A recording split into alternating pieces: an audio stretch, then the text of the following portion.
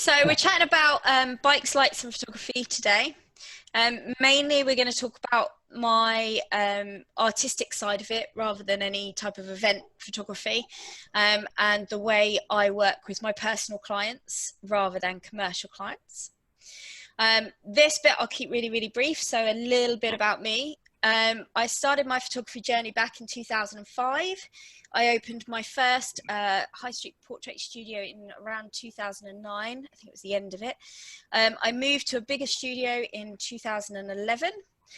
I had staff, I had the full family portrait studio, the 6 families a day, the viewings, the what's it called, carousel of where you just, everybody's in and out. And in 2013, a friend of mine asked me if I would photograph him at his bike because he would love a picture. And I went, yeah, let's do it. Because I was a biker myself at the time. I still am.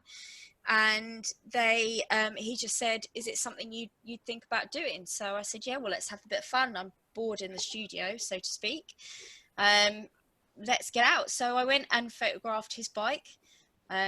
Playing around straight away with just my own style and just playing. If I look back now, I cringe, as I'm sure you all do at the first ones you started taking to different things. And from there, I decided to start the bike sessions up and the bike portraiture up. By July 2014, I was spending more and more time out on location with the bikes, which meant that it seemed a bit stupid to keep the studio. My plan originally was to have the studio run or without me. Unfortunately, for anybody who's had staff, that is not really possible. So that wasn't going to be how it was going to go. I went on a course with a lovely lady called Tamara Lackey, Tamara Lackey, sorry, who is an American photographer, and she does family portraits. And I went there to get some inspiration on my family portraits, and I basically came away going, nah, I'm doing the bikes. From there, I shut my studio by December 2014, and I moved down to the coast because I'd been saying for about 10 years that that was my goal, was to move to the coast. And I thought if I didn't do it, I was never going to do it. I was just going to stay stuck. So I moved. The only other thing to know about me is that I lay on the floor a lot when shooting. And unfortunately, I end up very covered in mud or in lakes or pretty much anywhere that is filthy and wet. I've got some top tips throughout here, so they'll just be in randomly. Obviously, because I lay on the floor, bring a change of clothes on every shoot. That's my first top tip. I could wear waders. Unfortunately, sometimes I lay fully in lakes, in which case I'd probably just fill them up and not be able to stand up again. And it's a really good PR tool as well, to be honest. So many of my clients talk about the fact that I do anything to get the shot, and that's really important to me to get that extra PR. My lighting equipment, so I run using Eloncon Codras, the ELB 400s at the moment, but I have recently been using the 500s. I've got 2 packs, I've got about 4 heads and also a HSS head. My main accessory is my 2 130 by 50 strip boxes that I use. They are pretty much all I use, except occasionally I'll use the mini maxi, which is basically a smaller version of the maxi. And I do have a 56cm Opta, but it's very rare that I use that one. My camera equipment is the Nikon D810. I have a 50mm 1.4, an 85mm 1.4, and a 17 to 35 2.8. These are what I run off. These are my favorite lenses. I do, obviously for some people they prefer a telephoto and a sort of 200 and the difference. I personally love to go wide in these shots, just because I love the sky and to create the dramatic feel that I do from having a wide on. But sometimes, especially the detailed shots, I'll sit on the 85 quite a bit. I am sponsored by the Flash Centre. I am an ambassador for them, but I chose my kit before I became an ambassador, so that was just an added bonus. Creativity. The world of reality has its limits, but the world of imagination is boundless. And I truly believe this because I know what you see as a photographer in your head can be completely different to what you see just to look at from a creativity point of view. And I really do think anything you can imagine with the right lighting, with the right accessories, with smoke bombs, with whatever, glass, you know, they've come up with those round things. I wouldn't do it because everybody does it, but you know, you've got those round things and you can create so much now that what you see is limitless. You can, as a photographer, we have such a wide world to have our creativity. This is a shot that can cause some debate, so I like putting it up. For me, this is the shot exactly as I wanted it. For some, as a road race shot, they would tell me, well, the bike's not sharp, the wheels should be moving, but the bike should be da da da da da. What I wanted from this shot was to get down on the floor. I wanted the grass, and I wanted more of what the eye saw, which is rather fast bikes, than what everybody else shoots. I've done the other stuff. I got the other stuff before. I can do that. I wanted to have a play and push my limits. It's one of my favourite shots because you can still tell who the road racer is, for those that know the road racing industry. And I just love it. But it is very controversial because it's technically, you know, not what people would look for. Obviously, from this angle on the floor, you can't pan unless you've got a little tiny panning monopod. So I had no way of panning, and I was on a wide, so I was fairly close to the bike as well. Top tip 2, obviously for your clients, get the shot you need and then play as much as you like. So obviously get the selling shots, then start playing. My creativity side of what I do. So when I'm doing a personal client, a lot of the bikers that I do are people that collect bikes. They've created custom bikes of their own. They've spent a fair amount of money doing it up. They might be selling it. They might be keeping it. I've had some people who have booked just because they are about to change from a fast racer to something a little bit less racy, and they want to get the picture of that bike before they sell it. Sometimes I even do couples.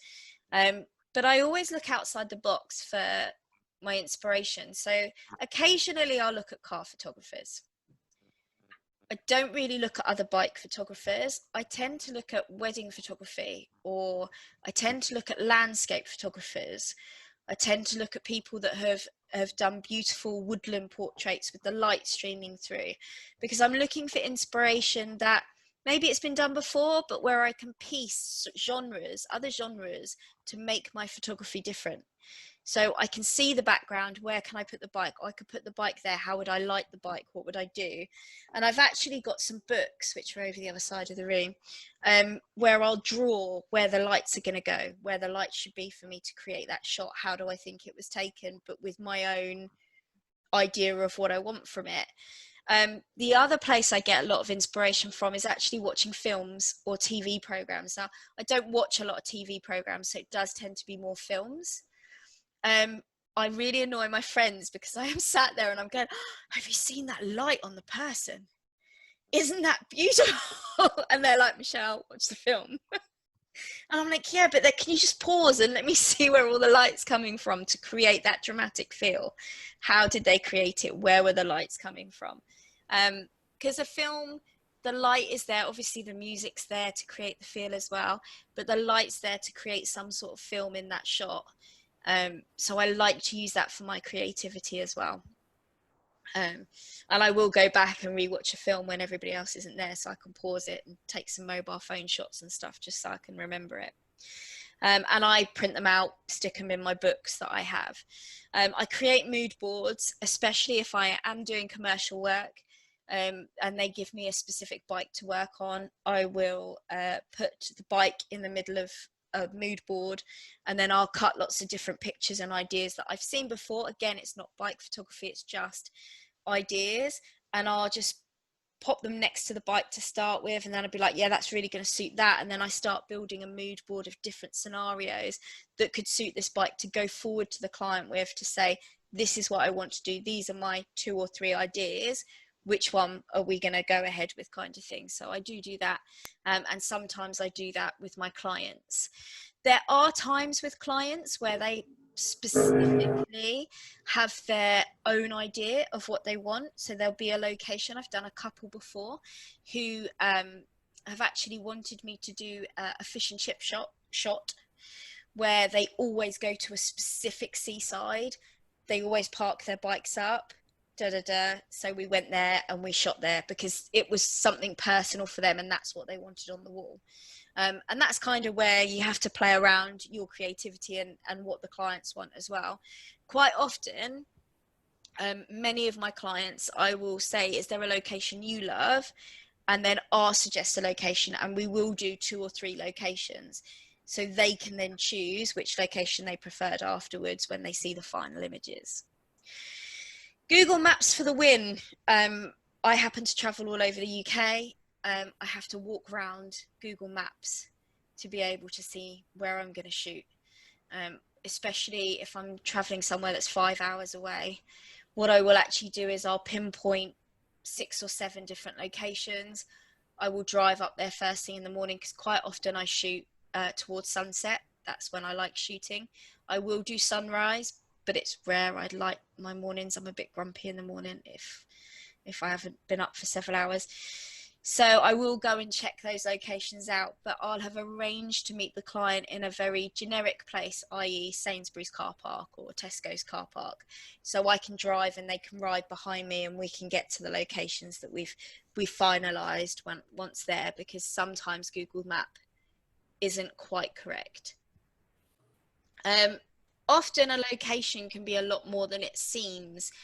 I find that when I chat to people about bike photography or photography in general, a lot of people get stuck on the location and finding the right location and feeling like they have to have an amazing location to go to. And you don't, in all honesty, you really don't. And it's something I did in the beginning. I was like, oh, I can't shoot today because I can't find locations. There's nowhere to shoot. You know, I was a bit kind of like, I thought I had to get these most amazing places. And I've started to realize I can just shoot anywhere, because with light and the lighting equipment that's available to us today, no matter what lighting brand you use, you can turn a non-existent crappy location into something amazing if you can see it and you can design it with the light. Seeing the light is literally just playing and playing and playing for some more hours, and hey, let's go play for some more hours. You know, although my specialist is the motorcycle photography, I will go and do some landscape photography, not for anybody to see, but for me, because I want to study the backgrounds and the light on the backgrounds, so I can then bring the light into the bikes and I can mix the two. That's quite important to me. I'll have to use this. So following on with that, with the locations and the backgrounds coming alive, here are some locations I've shot, so you can have a look at where I've shot. This was literally a walkway tunnel. This was one of my earlier shots, which is, I keep still display because of the amount of clients that like it when they see it, especially in exhibitions, even though I don't tend to shoot that way anymore. You can see I've got 3 quadras on. This one doesn't look like it's going off, but it was. You've got, I think I had these 2 on the modeling bulb, I think that's why. I've got 2 on the bike, and I've got 1 behind, which you can see is lighting the tunnel. There, it's an any day location. It's just a walkway tunnel. We did annoy a few people though there, I won't lie. This one here, we just drove around an industrial estate, and I got super excited because it matched the same color as the bike. And I was like, that is where we're shooting. So we shot there. This was a harder location. I went around this industrial estate and there was hardly anything to find. And I love texture. So for me, anything with texture is good to go. I obviously would take out the sign in post-production afterwards, but anything with texture I do enjoy. We got here, this is just a graffiti and a little tunnel. And that is just a standard car park in the woodlands. That's it. They're just kind of the places that I would look for. So one of the locations I've used recently, you may or may not think you would stop here. There's houses everywhere. This is like a car wash, and you literally drive down that road. And I drove down that road once because I think I got lost. And I was like, I'm shooting there.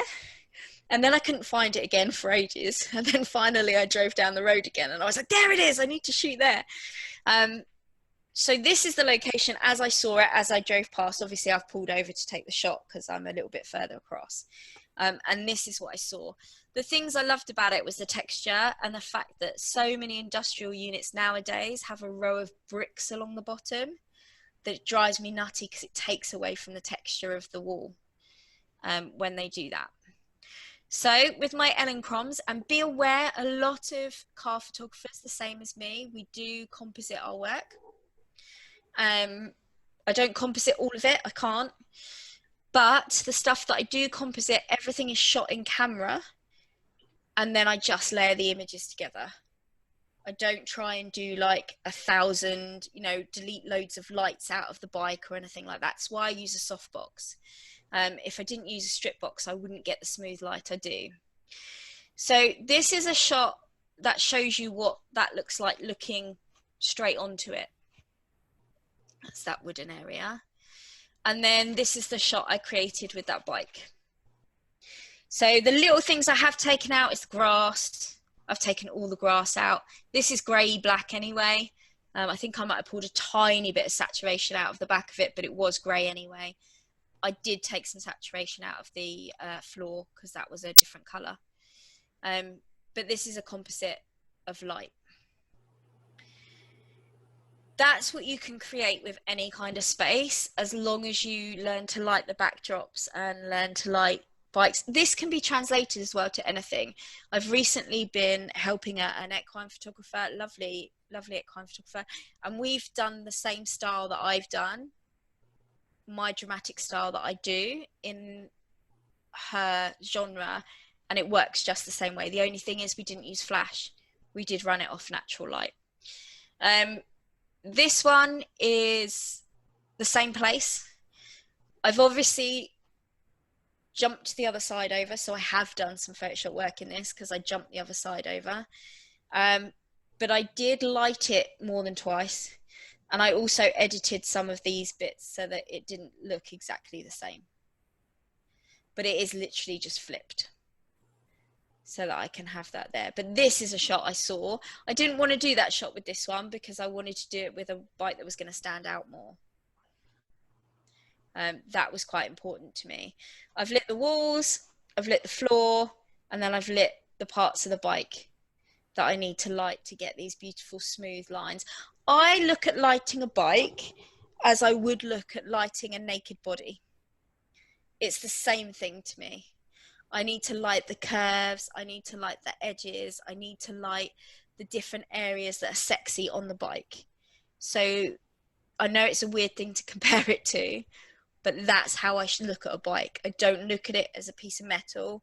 I look at it as a body with curves and edges and bits that need to stand out and bits you want to show off. I love shadow. I am not a throw all the light on a subject type of person. It's just not who I am. I love the shadow can bring it into a 3D perspective. I love the shadow can create the atmosphere rather than just sticking a light across. One of the reasons I use the softbox is if I was to do this image as this setup is here with the lights, you'd have a very, very bright hot spot on the tank and it would look awful, or in any part of the bike.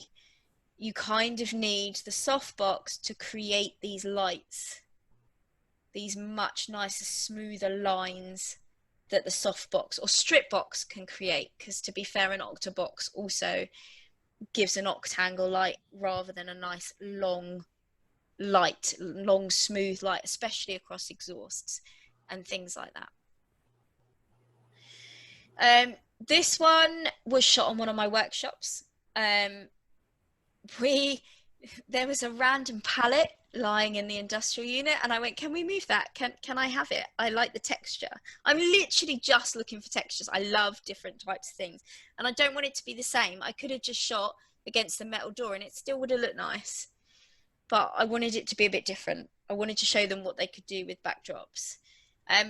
The backdrop here is uplit.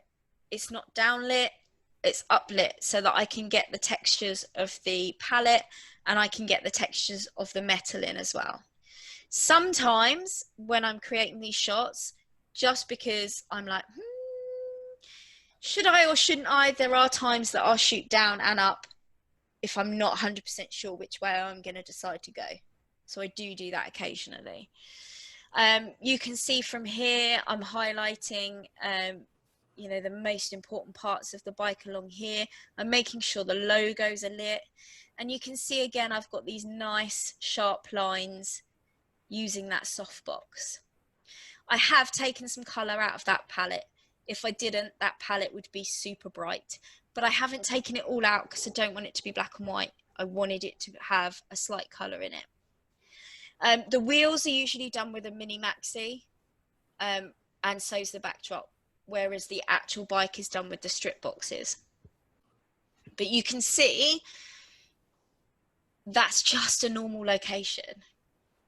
It does depend on your subject, because I know if you shoot horses, they're taller. So you have to have something that's tall, otherwise they go above the door, or they, especially if you get low. If you get higher, they don't. So it is working a backdrop to whatever your subject is, but this can be related and transferred to other subjects as well. This shot was done in one shot. This shot, I can't do composites of any of the riders. I could do a composite where I do the background first and then bring the rider in if I wanted to. I don't tend to. To be honest, I do maybe 4 or 5 composites from the whole shoot, and the rest are all shot without composites, because otherwise I'm spending a lot of time in editing, I can tell you. So this is shot. I turned up at this client and I didn't know what to expect, other than that they couldn't take the bike out of the backyard. That's all they said to me. And I was like, oh no, what's happening? And I did it for a garage who wanted to feature this guy. And I was like, oh, I really don't know what I'm doing. So I turned up to this. And it was very, very interesting. But again, with light, angles, getting low, this is what we ended up with. I've got one light concentrating on him. I've got a light coming from this direction, which is concentrating on this side of the bike, which was in shadow. And then this bit over here is lit by the sun. So there's a little bit here. You can see on here, the tops are all lit by the sun. So I use the sun as one of my lights. And I will do that. I'll quite often use the sun as an extra light. I'll just balance the other lights with the sun. But that was definitely a challenge, which is why I just wanted to share with you that you can shoot anywhere if you work around it somehow. I can't believe how many bikes were in that yard. Tanks. Does anybody have any questions? You're all good at the moment. Are you all asleep or are you all awake? No, it's great. Good. Just making sure. Tanks. I could never tell you how to shoot tank. I can give you guidelines. I can help. Unfortunately, there is not a tank in the motorcycle world that is the same shape. Which means that with tanks, you have to play on every single shoot. Doesn't matter. It doesn't matter at all. I've had to play with every single shoot. You've got ridged tanks. You've got shiny tanks. You've got matte tanks. You've got raised logos, flat logos. You've got raised logos with funny little dips halfway through the tank. These are my hardest bit of shooting bikes. This is the worst bit about bikes. I love it. I love the challenge, but this is the hardest part. I usually shoot a tank, even if the client doesn't want detailed shots. I usually start by playing around with the tank first, just so that I can understand where the light's going to fall on the dips. And then when I come to do the full one, I've already got a full understanding of what's going to happen with the tank. Only reason why. But yeah, tanks are very, very, very interesting and very hard. The best way to learn your lighting is to play. I've played for hours. I used to have a bike, so I stuck it in the garage and I just played. I moved the light around. I wanted to know what this did, what that did. How did that come off? How did that reflect? Having a HSS head now, the high speed sync lights, helps a lot, because I can use that to balance ambient, which means I can create shots like these. This was in a warehouse with natural light in, and I haven't edited that. I dropped the natural light down by using the HSS head, upping my shutter speed, creating the darkness in the background, and not having to then edit anything from there.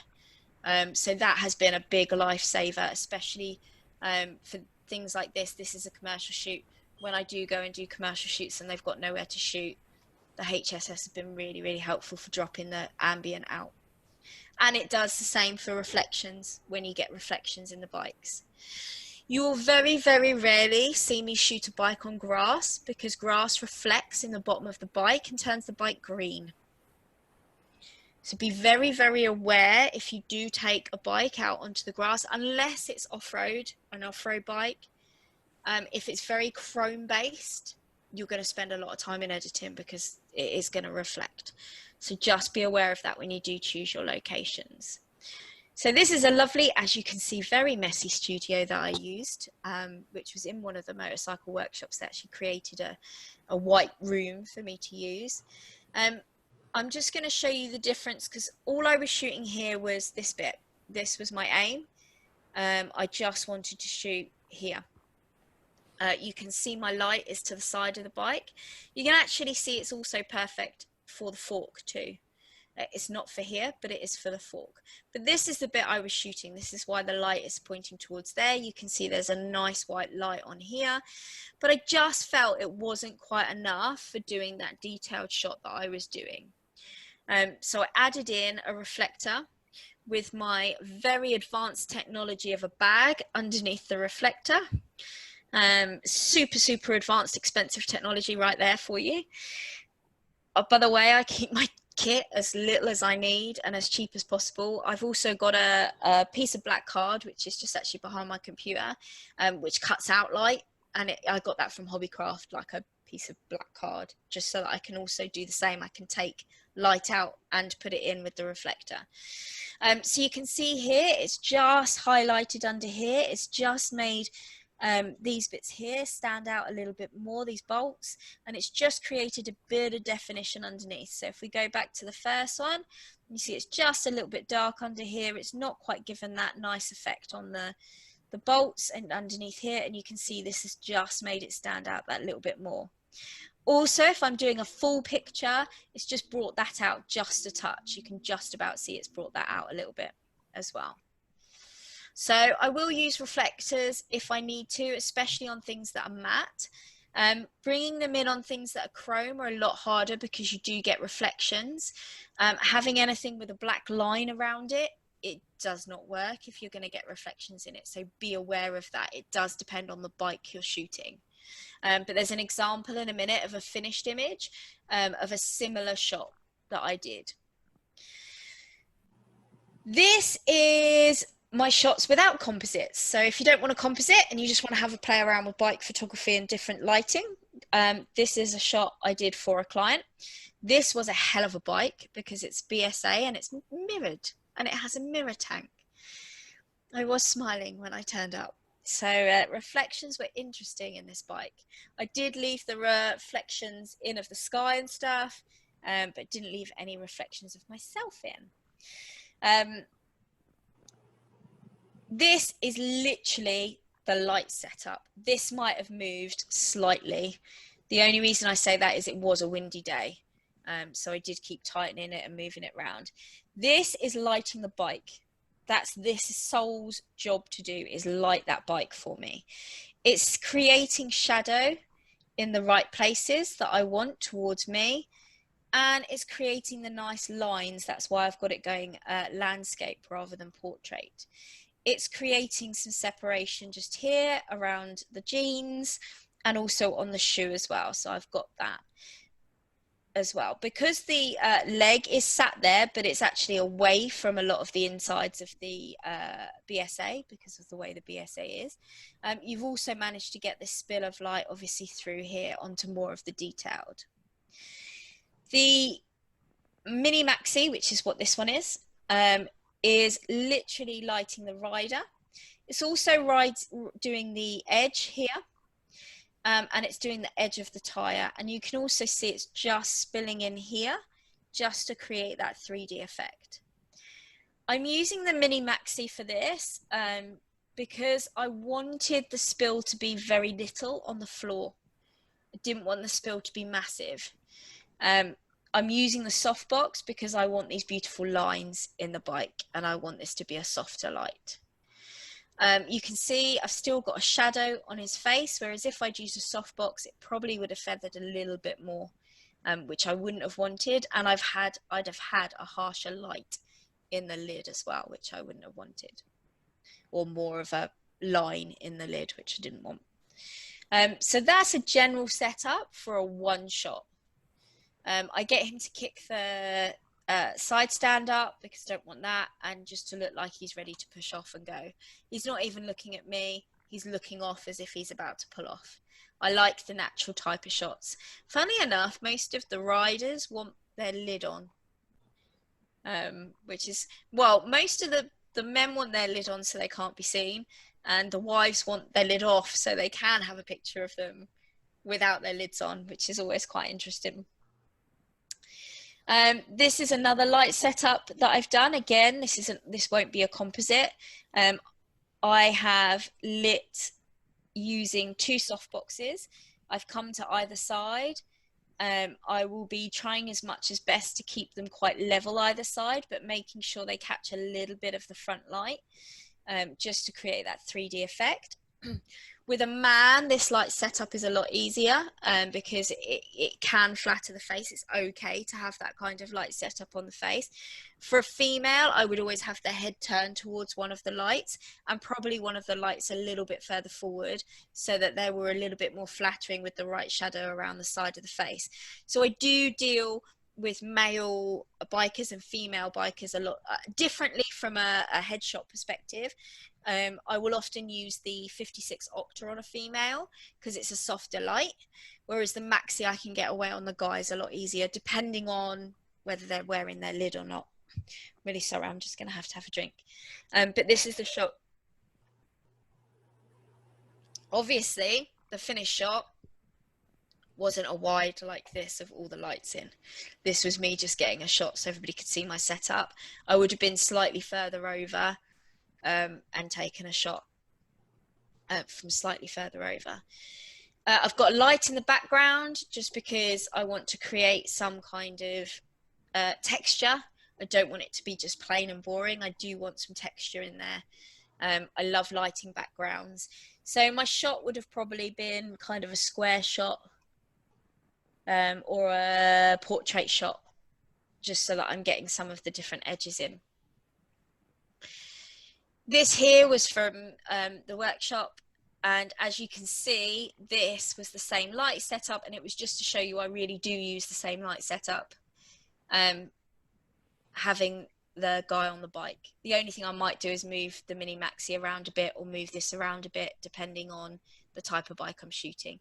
But you can see here the light setup is just the same. This is like my standard guy riding bike. This here is showing you the same as what I showed you earlier, but a finished image of it, so you can see the reflector underneath, the light coming in from the side. Obviously this is blurry. Have you ever tried to take a picture with your phone and hold the reflector and the camera all at the same time? Doesn't work. And you can see my black card there because I was using the black card as well. And that produced this shot. So it created this beautiful light from the softbox here, and it just pushed a touch light in here, a touch light in here, just so that I didn't have a dead image at the bottom. And that was really, really important to me. Obviously, I know we're all seeing this on different screens, so hopefully it's about the same as what my screen is showing. Top tip 4, shoot, and shoot again, because that's what it's all about, even if it's a person with no motorbike, as is here, who's just posing for you. Just keep shooting, play, put the sun behind you, do whatever you need to do.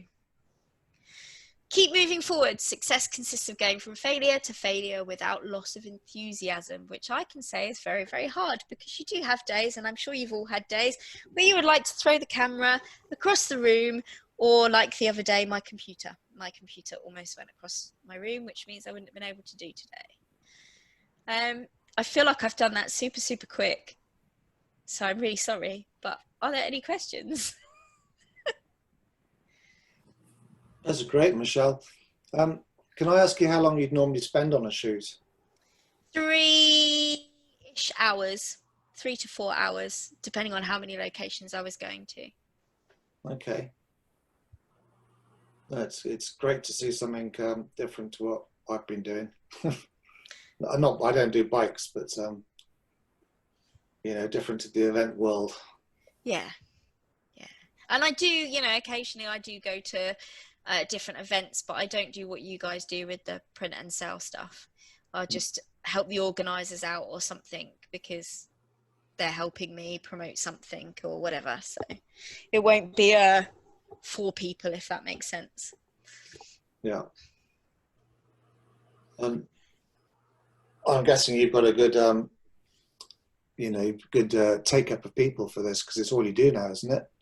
I still do family portraits, especially at the moment with what is going on.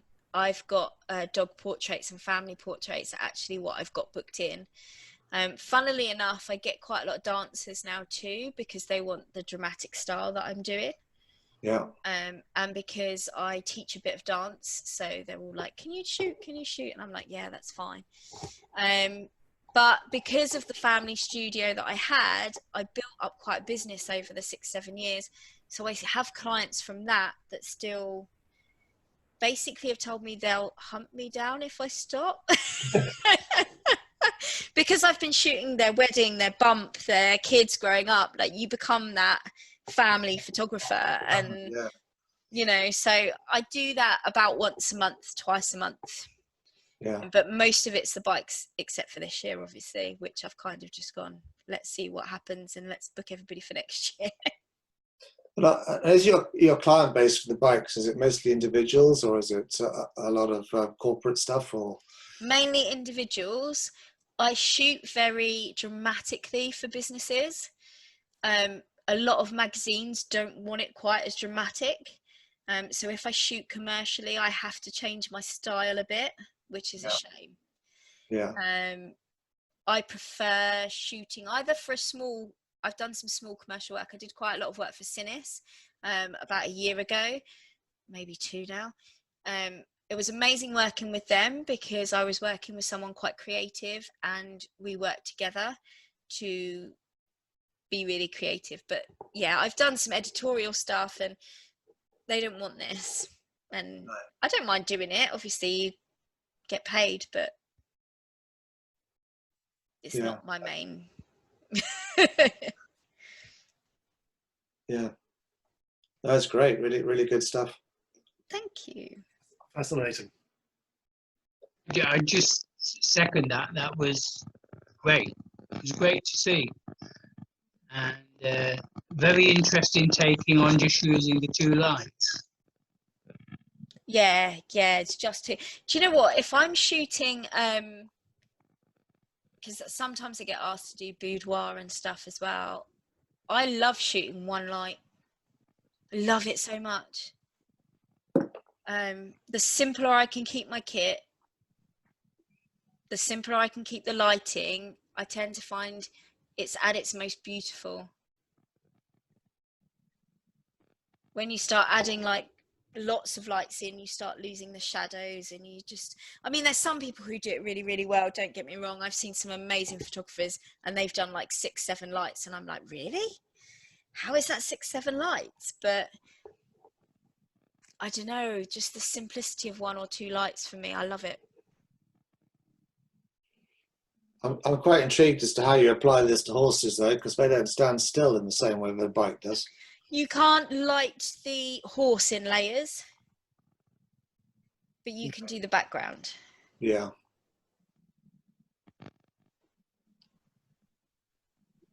Yeah, that's how. That'd be great to see some more of your finished work. Oh, thank you. There's some on social media, but I can promise you there isn't a lot gone on there this year. Yeah, well, not for any of us, is it? So I know, but I feel really bad because I have to teach social media. And I'm this year I've just been, I think during lockdown I actually had a break, because I'd been promising myself a break for a long time. And like all of us, we just work, don't we? So I did take quite a lot of lockdown off, other than checking emails and, you know, catching up with people who'd already got vouchers or bookings or whatever and moving them, and doing some COVID certificates. I did some certificates and stuff so that, you know, the clients are happy when they come back. I took a lot of it off, so I didn't even really sit on social media at all during it all. no, we don't miss much. No, I just missed everybody arguing with each other, I think. Yeah, well, that's normal. That's what social media is for. No, it's not. It's to support each other and help each other. And I know. Yeah, and then you Ice get ache, as my kids call it. what do your kids call it? Ice ache. Yeah, I call it that too. I don't do it when I'm teaching it, but I quite often call it face ache. It can be. Life invader. Well, it depends on how much you use it. You can get lost and never come out. Yeah, that's true. Bit like Blender, Simon. Yeah, very much like that. Yeah. It's also creepy how it knows what you're doing all the time. Oh, don't. Well, at least somebody does. At least you get the best offers for whatever you were looking for come up in your newsfeed. Well, I just posted earlier, it was late this afternoon, I picked a second-hand barbecue up from my sister's. It's a Weber barbecue, and I get home, I've got adverts for Weber barbecues on my feed. And I didn't even know what make it was when I went to pick it up. Crazy. How does that happen? I asked a question about protein bars. That is it. That is all I've seen in my newsfeed since is protein bars. Yeah. I will say though, if you ever do adverts on Facebook, if you ever pay for any adverts, please make sure you do it for your area if you are staying localized. Because the amount of photographers that I've had come up in my ads that are weddings in Newcastle, and I live in Eastbourne. I'm in the bottom. I'm near Brighton. Like, I'm never going to hire them. And I just think, wow. Or they advertise something and you click on their Facebook page and there's no location, no website, no nothing. And I'm like, I don't even know where you're based. Why would I? And yes, I am that person that clicks on it because I'm intrigued. I like studying what other people are doing, but at the moment I look like I'm in the red light district now, don't I? Sorry, I just noticed how red my camera was. That's Eastbourne for you. Yeah. Don't know why I picked here to be the seaside town. Never mind. Oh, well. It's not bad down there, is it? No, it's not too bad down here. The furthest point, I've got a long way to travel for some of my clients. Yeah. Yeah. And, I'm driving down your way next week, so. Well, you've got a big community in Hastings. Yeah, there is a big community. Hastings is, interesting. Yeah, they come past my door every Sunday morning. I live on the A21, so. Do you know what? Interestingly enough, I get a lot more clients further up the UK. Mm. But then I'm starting to do things like I want to do a week in Wales where I just stay in a holiday home and offer to do shoots while I'm there. Because I think the landscape and Wales are so open to Right. having you there as Well, a not at the biker. moment, they're not. Huh? Not at the moment. Well, not at the moment, no. But I remember when we went and did a commercial bike shoot in Elam Valley, and they were like, please tag us. We want people to know we're biker friendly, like all this stuff. And it was so good. Whereas if you'd have done that in the countryside in the UK, they'd have been like, go away. Yeah. So it was really, really nice to have that. So, and then obviously Portugal and Italy, and they're coming soon, some point, depending on travel. Yeah. No, we get a lot of bikers here in Ludlow, up in Shropshire as well. So every weekend the town's full of bikers. You must have quite a trek then, The trek, to if you're coming down this way. it's about 3.5 hours, isn't it? My daughter lives down near Petworth, Oh, okay. so I'm doing the dutiful thing and coming to help her move house in a couple of weeks. That's very nice of you. Do you get much from the scooter community? No, but then I don't advertise to them. Could you imagine? I wouldn't be able to put it anywhere. It wouldn't be able to go on my website. It wouldn't be able to go anywhere. I couldn't even admit I'd done it. I wouldn't be. Although I have to admit there is a video online YouTube company who I get on really, really well with when I've been to classic bike shows, and every time they see me, they interview me, bless them, for their YouTube. And we've been chatting about doing it, and I think it's not going to be a bike, but it's going to be a classic, and they want to do it in a bar and all this stuff, so it's going to be a good shoot still. Yeah, I mean, last year we did the Big 7 scooter rally at the Hop Farm up this way. And one of the things we were considering doing this year was to put in a mini studio that they can wheel the bike into and get some nice studio shots of the bikes and stuff. So something definitely we'll probably consider pursuing again. Yeah. Just watch your reflections and what tent you use. That's the only thing. Yeah, I've got a black gazebo, so. And make sure you got something on the floor if there's grass, because it's just an editing nightmare. That's it. Yeah, because all we did was basically take pictures of the arrivals and the ride out, basically. And they can go really, really well. Yeah, we were very surprised, actually. It was something that got thrown at us at the last minute because their video guide let them down. They wanted me to come and shoot some video, and so we said to them, well, if we come to shoot some video, why don't we take some pictures as well? Yeah, and people love it. We did better than we do at most of the horse shows. Yeah, people love having the arrival pictures. They really, really do. Yeah, we found a lot of them bought on the Saturday night when they'd had a few jars, which is great. It's about right. Yeah. Bikers drinking, no, never. Never. We don't do that. Yeah, and with the demographic of the scooter riders, I've never had so many customers come up and say, oh, I haven't got my glasses. You need to go down Patman and get various glasses from them to see. Yeah, that's it. Yeah. So is there still that rivalry between bikers and scooter riders then? Yes. Yes, I think there always will be. I think it depends though. I think if it's like classic old scooters where it's a bit more of a custom, you know, you've really taken care of it, it's something that's old and classic, it's different. But when it comes to like the newer, younger scooter lot, yeah. Yeah. A lot of these were old sort of, you know, lots of old Vespas and Lambrettas, and there was quite a few, you know, real big custom jobs with amazing paintworks and stuff like that. Yeah, that can be different. Stuff's really nice.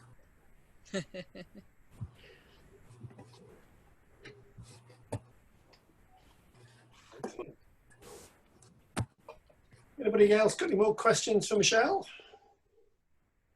No, not really. Other than asking, well, I can't ask you how much you charge because that's private. It would depend, wouldn't it? But depend where you're going to. Yeah, it does. I have to charge for, and it also depends. So if I'm going up there and I get a couple inquiries for the same location, then I won't charge as much because I'm not doing as much petrol because I'll stay over for the hotels. So it does depend on location. So when you say same location, like that old garage bit you drove by and found, would you say I'm shooting here and get 2 or 3 bikers come to the same spot so they got similar pictures? No, I try and do everybody custom. So I try and make sure I use different locations, or if I use the same location like you saw there, I had 2 very different shots from it. Okay. So that it's not the same. They're not getting exactly the same as the other person. Yeah. Or if I do shoot the same and the extra shot, then the other shot doesn't get shown about that much. What I tend to mean is, like, if I'm asked to go up to Norwich, for example, which I do get booked quite a lot over that kind of area, Ipswichy kind of area, I get a lot. And I've got 2 bike shoots to book in over there. So if I get them booked in on the same weekend, well, they're going to book in the same weekend, their family. So I basically didn't charge them for extra petrol. I've just charged, because I would have stayed over the night anyway. So I just charged them the 1 travel hotel fee between the 2 of them, because I can get 2 or 3. And I'll say that to people when they book, if you want to see if you've got some friends who are bikers that would like to book as well in the same area, so I'm not traveling about, then we can split the travel cost between Yeah, that's fair enough. Michelle, do you normally shoot solo, or do you take assistance with you when necessary? Solo most of the time. I've got triggers and stuff so that I can trigger the camera and things, but yeah, it's pretty much solo. I have had the odd assistant. I do find that the bikers quite like helping, because it gives them something to do during the shoot if I'm just shooting the bike, because some of them just want the bike done, and then them helping me feels they're a part of it. So that's quite nice.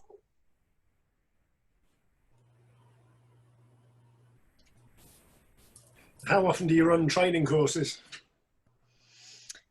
At the moment, yeah, usually 2 or 3 times a year there's a course on. I did Birmingham, Leeds, and down here last year. We were planning, or we had got Birmingham booked in the diary, but that obviously has been and gone, and we couldn't run it. So I don't know when that's going to be, but yeah, 3 times a year-ish, depending on demand and depending on where people want me to go. Do you find your market suffers with the same problems that the equestrian portrait sort of market suffers, where you've got lots of people out there taking pictures for very little money? Not at the moment. Good. It's the main reason we don't do portraits, sort of equestrian portraits, because everyone wants it for 25 quid. Some people do, but then I know people who charge a lot more than that do make the money. I think it depends on where you market yourself. Don't get me wrong, I've had people walk past, ask me how much it is, and have gone, wow, that's way too expensive. But then I've had their mate who's in the same group go, no, it's not. Can you not see the quality of that? Yeah. And they're like, yes, you can't afford it. And they've actually waited till their friend's gone and said, don't worry, they just can't afford it. Yeah. The quality, they said, you can see you're worth way more than that. Like, and then you get the people who, and they do, sometimes they get cross just because they can't afford it. But I don't want tens of thousands a year. Yeah. I want like 20 a year maximum. That's it. I don't want a huge amount. I definitely don't want to go over any tax brackets. But yeah, that's all I want. I'm not, so I can charge the higher end, but at the moment, no. There are a few starting to do it, don't get me wrong, especially because I talk about it. But they won't necessarily do what I do because I see things differently to you would Yeah, see of course. them, and vice versa. But I mean, shoot wise, you're starting off at about 450, 495, and then travel and all the rest of it, and that'll include one smaller picture. Yeah. I don't. Is that a print? Is it? You give a print?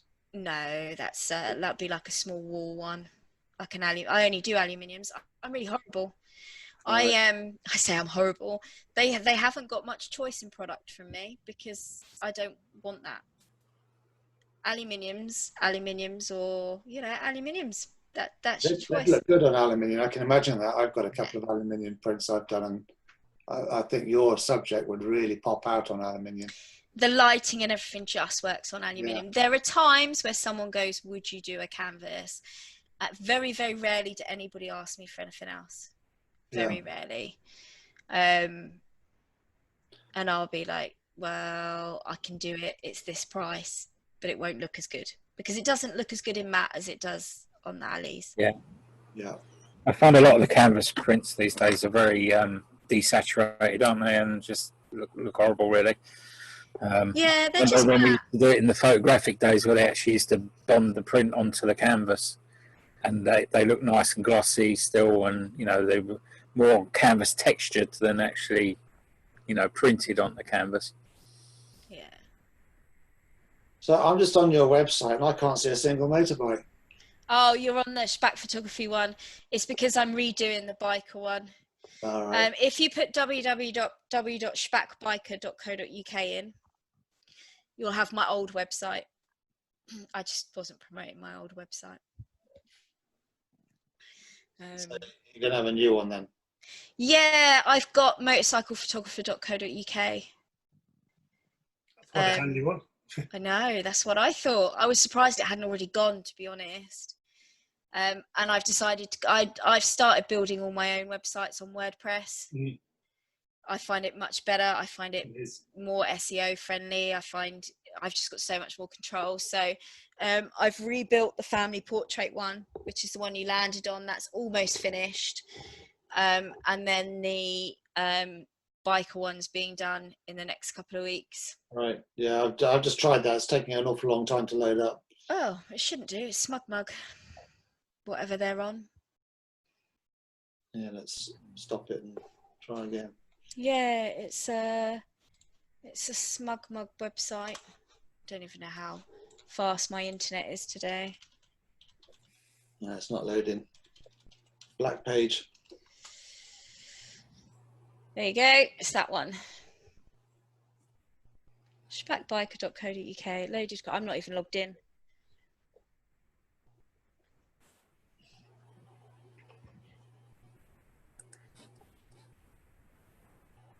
No, it's not working for me. Weird. Have you got the SZ and P the right way around? Sounds really silly. Yeah. Everybody gets my surname. Mug logo. How weird, because I'm not logged in, so it's... Yeah, it's working for me. Yeah, it's low. But it's all very, very basic at the moment. Let me turn my Wi-Fi off. Needs yeah, it's being completely overhauled. No, it's popping up now. You can see actually on there that shot, this one that I was talking about. Oh, start share again then. It's because I was on a different window. There we go. Oh, that's better. That was one of my first shots, like I say, because I use this lighting, not the lighting I use now, but that was pretty much in camera, bar me having to take some of the graffiti out because it was a bit rude. Not sure bikers are worried about that, are they? Well, I am when I have it on my website. Yes. But yeah, that was shot in that was that warehouse that I did the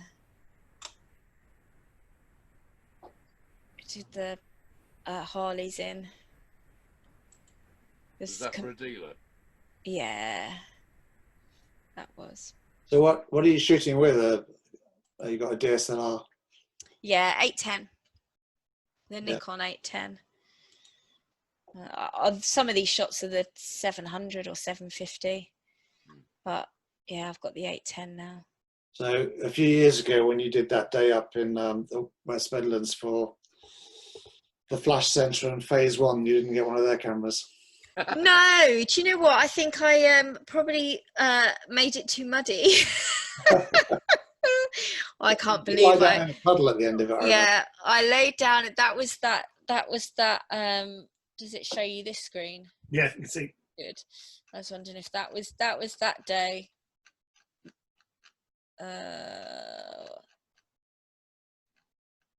Zoom that one. That's it. I just didn't even think that I had a Phase 1 in my hand when I laid down in the mud and got really low. And then I got up and was like, "There's mud on the camera. Can someone please take it away from me?" And this is why you're not allowed nice things. Yes.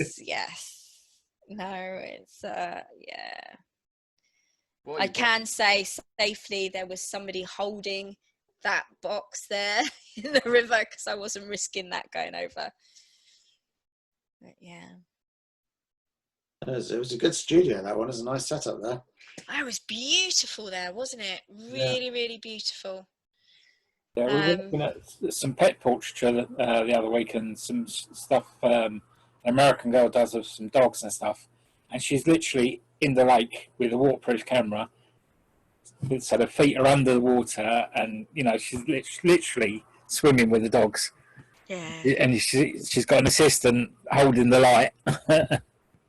And do you know what? I think you almost have to go that crazy nowadays. Yeah. I remember this was Goodwood. And they were just going around talking about the female photographer that was laying on the floor. And I know if I went back there and said I'm the female photographer that laid on the floor, and if they're the same marshals, they'd probably let me in again. Because they pulled they didn't give me a bike, but they pulled one of the cars around for me to shoot. Just natural light, it wasn't anything. But yeah, they did give me a sheet though, bless them. They were like, "You can't lay on the floor." I'm like, "I need to lay on the floor. I can't get the angle I want. There's too many people." Did you constantly wear waterproof clothes now? No, literally PR. This is brilliant. They either get, I still have this job actually. Some of them get thrown in the bin and some of them just get thrown literally washing machine as soon as I get home. But yeah, I tried to wear wellies and then I sat in the lake. I thought wellies was a good idea. Until they fill up. Yeah. Yeah, I had to get changed in the van. I don't know, people just laugh about it. A few people have said wear waterproofs, but I don't really care. Single skin socks. Some fishing waders. Huh? The waders that the fly fishermen wear. Yeah, but literally, I reckon I'd fill them up. I wouldn't be able to stand up. I'd be sloshing about like this. You get them up to here. Yeah, watch me lay down in my front and it feel. Yeah.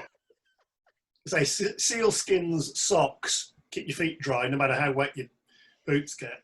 Yeah, no. They're really good. I use them when I'm doing the wildlife stuff. I'll have to look. You'll have to message it to me so that I'll forget by the time I Yeah, these dog photographers called dog's breath photography. Yeah, I've heard of her. I'm sure I've seen some of the shots as well. I think she started off doing some really random wide close-ups and then moved on to doing the underwater as she started teaching people how to do stuff to take herself to the next level. Yeah, I think she's got a series in America, a TV show. Yeah, it doesn't surprise me. Yeah. They're so big in America compared to over here. The show's called Paparazzi.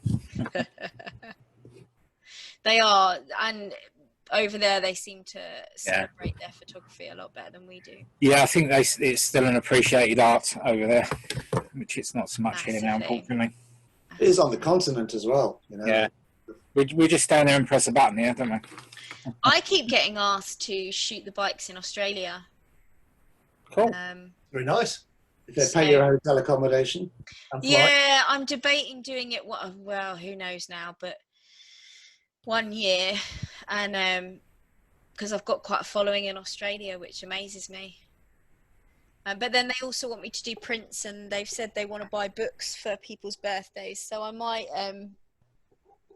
do that, start doing some more products instead.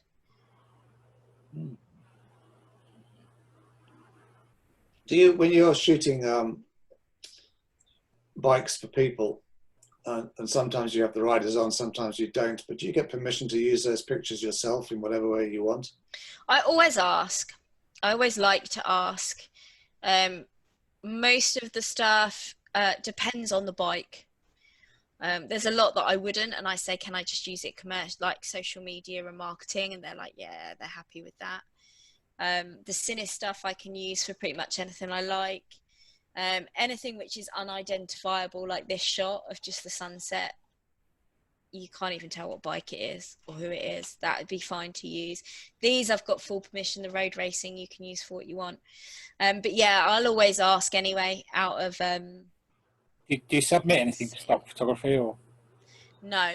No. Do you know what? They're so funny, stock photography. I know. Because you can't have the logo of the bike showing, and you can't have this, and you know when you're just like, do you know what? Because I could have the permission of the owner of the bike, but I don't have permission from the BMW bike to show their logo, in which case I can't use it. I did a shoot with Kawasaki, and we did a collaboration, and of course I was allowed to use them for whatever I wanted. They were really good because every time they wanted to use my work, they messaged me and said, can we use it for this? Which was really nice. And I had full permission to use it for whatever I wanted. So I worked really well with them. But yeah, it depends on the people. Yeah, I was thinking more, rather than using it for commercial advertising purposes, but like you mentioned a book, could you do a book of your photography and people wouldn't mind being in it? If I'm going to do that, I'll probably, which I am hoping to do, I'm going to plan the whole thing, because the bikes are going to need to be specific bikes to attract a specific biker. All right. So I'm going to have to play it, and I'll probably go searching for the bikes, and we'll do a kind of something for them in exchange. Would you automatically Probably need proper release for that as well, I would imagine. Yeah. Well, you say that, it's such a grey area, isn't it? Yeah. Such a grey area, but I'd get a release signed, and I'd probably like offer them a free copy of the book or something. That's it. To be honest, if you can get a release signed, you might as well, because you covered them, aren't you? Yeah. I just think it's worth covering your back for stuff like that. Yeah. At least a minimum, I have it in writing on an email from them. But yeah, I will. Yeah, because I'll plan it as a project rather than do it as the individual clients. Just because my individual clients are paying for me to do something bespoke for them, so I don't really want to, unless it's something really unique where I think, wow, I have to have this in there. Yeah, but you know, in that case, you can offer a favourable rate, can't you? 100%.